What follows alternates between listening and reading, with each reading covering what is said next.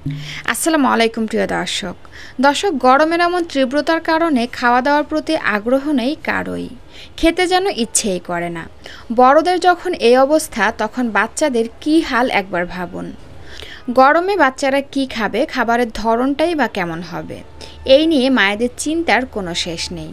তাই আমার আজকের আয়োজনে থাকছে 10 মাস থেকে 3 বছর বয়সী বাচ্চাদের গরমের সারাদিনের একটি খাবার তালিকা। এখানে আমি সকাল, দুপুর ও রাতের 3টি প্রধান খাবারের রেসিপি শেয়ার করেছি এবং হালকা নাস্তা শেয়ার করেছি 2টি। খুবই পুষ্টিকর, স্বাস্থ্যকর এবং নিরাপদ। সাথে অনেক সহজপাচ্য হবে খাবারগুলো, বাচ্চারা খুব সহজে হজম করতে পারবে। একই সাথে এই গরমে বাচ্চাদের শরীর ও পেট ঠান্ডা রাখবে। তো এখানে আর কথা না বাড়িয়ে চলে যাচ্ছি বাচ্চার সকালের নাস্তার আয়োজনে। বাড়ন্ত বয়সী বাচ্চাদের ফিজিক্যাল এবং মেন্টাল ডেভেলপমেন্টের জন্য তাদের খাদ্য তালিকা 5টি ভাগে ভাগ করতে হবে, অর্থাৎ 3টি প্রধান খাবার এবং 2টি হালকা নাস্তা। তো সেভাবেই কিন্তু আজকের খাদ্য তালিকাটা সাজিয়েছি। আশা করছি আপনাদেরও ভালো লাগবে। তো প্রথমেই চলে আসলাম বাচ্চার সকালের নাস্তার রেসিপিতে। এজন্য আগে থেকে ধুয়ে নেওয়া 4টি কিশমিশ, 2টি কাজু বাদাম, 2টি কাঠবাদাম এবং 2টি খেজুর নিয়ে খেজুরের মধ্যে থাকা বিচিটা ফেলে দিয়ে ভালোভাবে চেক করে নিচ্ছি এর মধ্যে কোনো পোকামাকড় আছে কিনা। তারপরে কিছুটা পরিমাণে পানি দিয়ে একটা ঢাকনা দিয়ে ঢেকে এগুলোকে 15 মিনিটের জন্য ভিজিয়ে রেখে দিচ্ছি। 15 মিনিট পরে ফিরে আসলাম। এখন কাঠবাদামের খোসাগুলো একে একে ভালোভাবে ছাড়িয়ে নিচ্ছি। তারপরে একটা ব্লেন্ডারে জারে দিয়ে এগুলোকে ব্লেন্ড করে এরকমের একটা মিহি পিউরি তৈরি করে নিয়েছি। এবার এই পিউরিটা নিয়ে চলে যাচ্ছি চুলায়। যে হাঁড়িতে রান্না করব সেই হাঁড়িতে পরিমাণ মতন ওটস দিয়ে দিচ্ছি এবং দিয়ে দিচ্ছি ওটস সিদ্ধ হওয়ার জন্য পরিমাণ মতন নর্মাল বিশুদ্ধ খাবার পানি। তারপরে চুলার আঁচ মিডিয়াম আঁচে রেখে ঘন ঘন নেড়ে চেড়ে আমরা ওটসগুলোকে ভালোভাবে সিদ্ধ করে নিচ্ছি। ওটস কিন্তু খুবই সহজপাচ্য একটি খাবার, তাই 6 মাসের পর থেকেই বাচ্চাদেরকে ওটস খাওয়াতে বিশেষজ্ঞরা পরামর্শ দিয়ে থাকেন, কারণ এটা বাচ্চারা খুব সহজেই হজম করতে পারে। আর আমি এখানে কিন্তু কোনো লবণ চিনি ব্যবহার করি নাই, তবে আপনারা 1 বছরের উপরের বাচ্চাদের ক্ষেত্রে স্বাদ অনুযায়ী লবণ এখানে ব্যবহার করতে পারবেন। তো যখন ওটসটা সিদ্ধ হয়ে এরকমের ঘনত্বে চলে আসবে, এই পর্যায়ে আমরা ব্লেন্ড করা বাদাম খেজুরের পিউরিটা দিয়ে দিব। তারপরে নেড়ে চেড়ে আরও 1 থেকে 2 মিনিটের মতন জাল করে যে যেমন লিকুইড রেখে বাচ্চাকে খাওয়াতে চান সে সেভাবে চুলা থেকে নামিয়ে নেবেন। খাবারটি আরও একটু পুষ্টিকর করার জন্য আমি এখানে একটি পাকা কলার অর্ধেকটা নিয়ে একটা কাঁটা চামচের সাহায্যে ম্যাশ করে নিচ্ছি। বেশি খাবার খাওয়ানোর চেয়ে পুষ্টি সমৃদ্ধ খাবার অল্প খাওয়ালেও শিশুর জন্য অধিক উপকারী। তাই চেষ্টা করবেন এই গরমে বাচ্চাদের জন্য সহজ পাচ্য এবং সিম্পলভাবে পুষ্টিকর খাবারগুলো বাছাই করতে। তো এই যে দেখুন, কলাটা আমি ভালোভাবে ম্যাশ করে নিয়েছি। এবার ওটসের সঙ্গে ভালোভাবে মিশিয়ে নিলেই কিন্তু বাচ্চাকে খাওয়ানোর জন্য একদম রেডি। তো এই ছিল বাচ্চার সকালের নাস্তা। এবার চলে যাচ্ছি বাচ্চার মধ্য সকালের হালকা নাস্তায়। গরমকালের অন্যতম গুরুত্বপূর্ণ টিপস হচ্ছে বাচ্চাদেরকে পর্যাপ্ত পরিমাণে পানি খাওয়াতে হবে, যাতে বাচ্চারা পানি শূন্যতায় না ভোগে। গরমে কিন্তু শিশুরা অনবরত ঘামে, আমাদের বড়দের থেকে বাচ্চারা কিন্তু বেশি ঘামে। আর এই ঘামের ফলে শিশুদের শরীর থেকে প্রয়োজনীয় পানি এবং লবণ বের হয়ে যায়, যার ফলে বাচ্চাদের দুর্বল লাগতে পারে, কখনো মাথা ব্যথাও হতে পারে, এমনকি বমিও হতে পারে। তাই এজন্য কিন্তু পর্যাপ্ত পরিমাণে তরল খাবার যেমন পানি, ডাবের পানি, ফলের জুস, লেবুর শরবত, ডালের পানি, স্যুপ ইত্যাদি খাবার খাওয়াতে পারেন। এতে করে বাচ্চারা হাইড্রেট থাকবে, কোষগুলো সতেজ থাকবে এবং পানি শূন্যতায় ভুগবে না। আর অবশ্যই আর একটা দিক লক্ষ্য রাখবেন, বাচ্চার প্রস্রাব এবং পায়খানা যেন ঠিক থাকে। বাচ্চার পায়খানা কষা হচ্ছে কিনা বা প্রস্রাব বন্ধ হয়ে যাচ্ছে কিনা সেদিকটা কিন্তু অবশ্যই লক্ষ্য রাখবেন, কারণ পানি শূন্যতা হলে কিন্তু বাচ্চাদের প্রস্রাব বন্ধ হয়ে যায় বা অনেকক্ষণ পর পর বাচ্চারা প্রস্রাব করে অথবা বাচ্চাদের পায়খানা কষা হয়ে যায়। এটা কিন্তু পানি শূন্যতা হওয়ার একটা লক্ষণ। তো যাই হোক দর্শক, দেখুন আমি এখানে 2টি আপেল ধুয়ে কেটে এরকমের টুকরা করে নিয়েছি। তারপরে একটা গ্রেটারের সাহায্যে আমি ভালোভাবে গ্রেট করে নিচ্ছি। দর্শক, এখানে আপনাদেরকে আরও একটা টিপস দিই। মধ্য সকাল কিংবা বিকালের নাস্তা কিন্তু বাচ্চাদেরকে চেষ্টা করবেন হালকা পাতলার মধ্যে দিতে। এতে করে বাচ্চাদের কিন্তু পরবর্তী বেলায় ক্ষুধাটা তৈরি হবে, বাচ্চারা দুপুর কিংবা রাতের খাবারটা পেট ভরে খাবে। আপনি যদি এই সময় বাচ্চাদেরকে ভারী খাবার দেন তাহলে কিন্তু বাচ্চারা দুপুরে পেট ভরে খাবার খেতে চাইবে না, খাওয়ার সময় কান্নাকাটি করবে। তো এই যে দেখুন, আপেল দুইটাকে আমি গ্রেট করে নিয়েছি। এবার একটা চালনির সাহায্যে এটাকে ছেঁকে আমি আপেলের জুসটা বের করে নেব এবং ছোবাগুলোকে আলাদা করে নেব। আমি এখানে 2টা আপেল ব্যবহার করেছি বলেই যে আপনাদের 2টা আপেল নিতে হবে এমন কিন্তু কোনো কথা নেই। আপনারা আপনাদের বাচ্চাদের চাহিদা বুঝে এখানে আপেলের পরিমাণটা কমিয়ে বাড়িয়ে নিতে পারেন। আর এই তো তৈরি হয়ে গেল বাচ্চাদের জন্য ফ্রেশ আপেলের জুস। এই আপেলের জুসটা কিন্তু বাচ্চাদের জন্য খুবই ভালো, বিশেষ করে বাচ্চাদের হাইড্রেট রাখতে সাহায্য করবে, বাচ্চাদের শরীরে রোগ প্রতিরোধ ক্ষমতা বাড়াবে এবং বাচ্চাদের স্কিন ভালো রাখতেও সহায়তা করবে। তো যাই হোক, এবার চলে আসলাম বাচ্চার দুপুরের খাবারের রেসিপিতে। এজন্য আমি এখানে নিয়েছি পরিমাণ মতন গাজর কুচি আর পরিমাণ মতন রান্নার আলু কুচি। এই যে দেখুন, এগুলোকে আমি এরকম ছোট ছোট টুকরা করে কেটে নিয়েছি। আরও লাগবে এখানে পরিমাণ মতন মুগের ডাল এবং বাচ্চার চাহিদা অনুযায়ী পরিমাণ মতন রেগুলার ভাতের চাল। চাল আর ডালগুলোকে নর্মাল পানি দিয়ে ভালোভাবে ধুয়ে পরিষ্কার করে নিচ্ছি।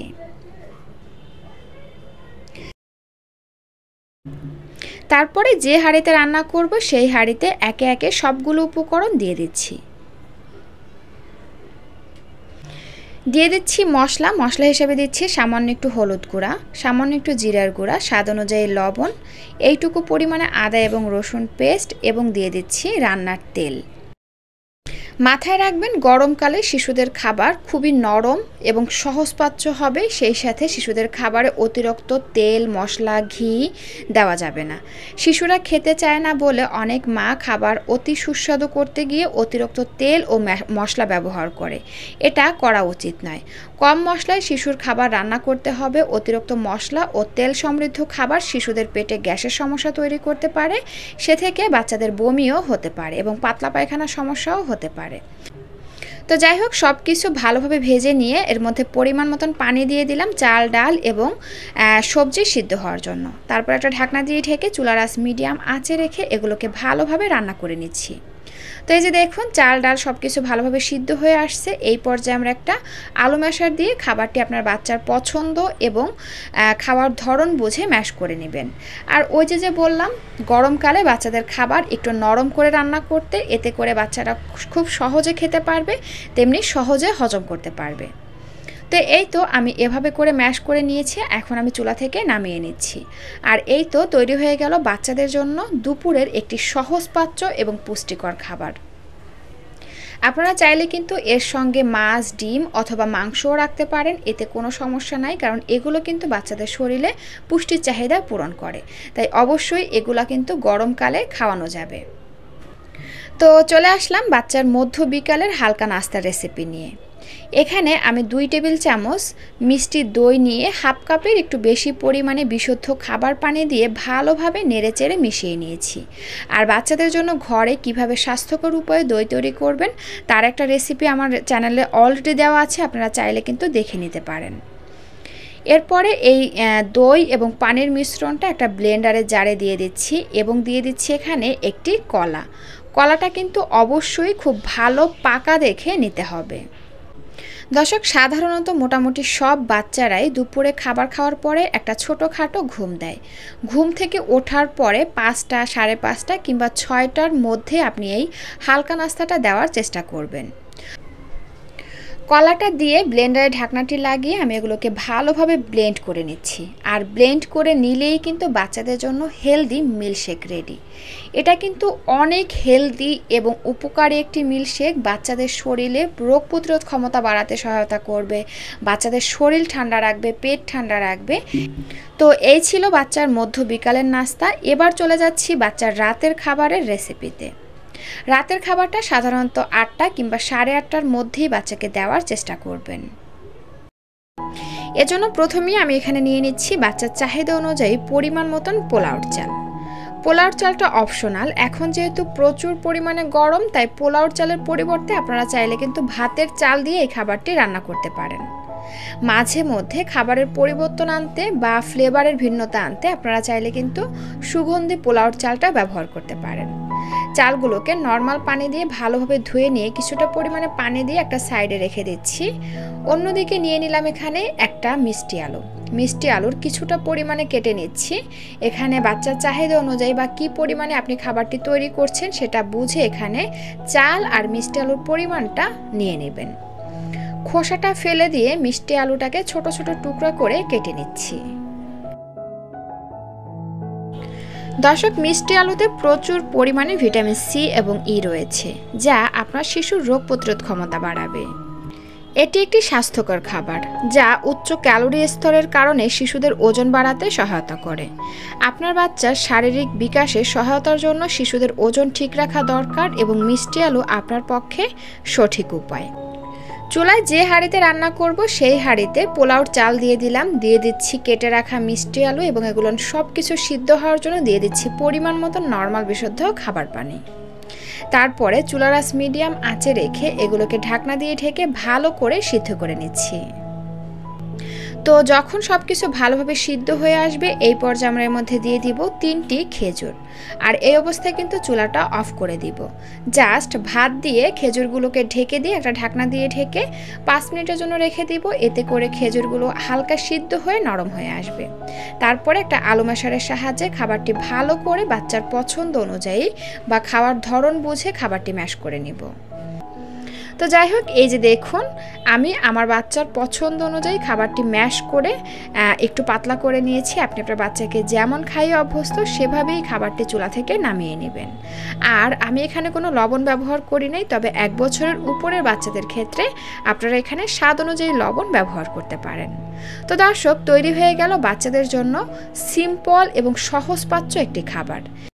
দর্শক, সবশেষে আরেকটি কথা না বললেই নয়, গরমে বাচ্চাদেরকে অতিরিক্ত খাবার খাওয়াবেন না। বাচ্চা নিজের ইচ্ছায় যতটুকু খাবার খায় তাতেই সন্তুষ্ট থাকুন। কারণ এই গরমে আমরা বড়রা যখন অতিরিক্ত খাবার খেয়ে ফেলি তখন কিন্তু আমাদের নিজেদের মধ্যেই একটা হাঁসফাঁস তৈরি হয়ে যায়। আর সেই ক্ষেত্রে ছোট বাচ্চা ওরা তো বলতেও পারে না। এজন্য আপনি চেষ্টা করবেন বাচ্চার পছন্দ অনুযায়ী বা বাচ্চার চাহিদা অনুযায়ী খাবারগুলো খাওয়াতে। এতে করে বাচ্চা সুস্থ থাকবে। অতিরিক্ত খাবার খাওয়ালে দেখা যাবে যে বাচ্চার গ্যাস হবে, সেখান থেকে বমি হবে কিংবা ডায়রিয়া বা পাতলা পায়খানার মতন সমস্যা হতে পারে। তো দর্শক, এই ছিল আমার আজকের আয়োজন। ভিডিওটি ভালো লাগলে প্লিজ একটি লাইক দিবেন এবং বাচ্চাদের সহজ রান্নার পুষ্টিকর খাবারের রেসিপি পেতে আমার চ্যানেলটি সাবস্ক্রাইব করে বন্ধু হয়ে পাশে থাকবেন।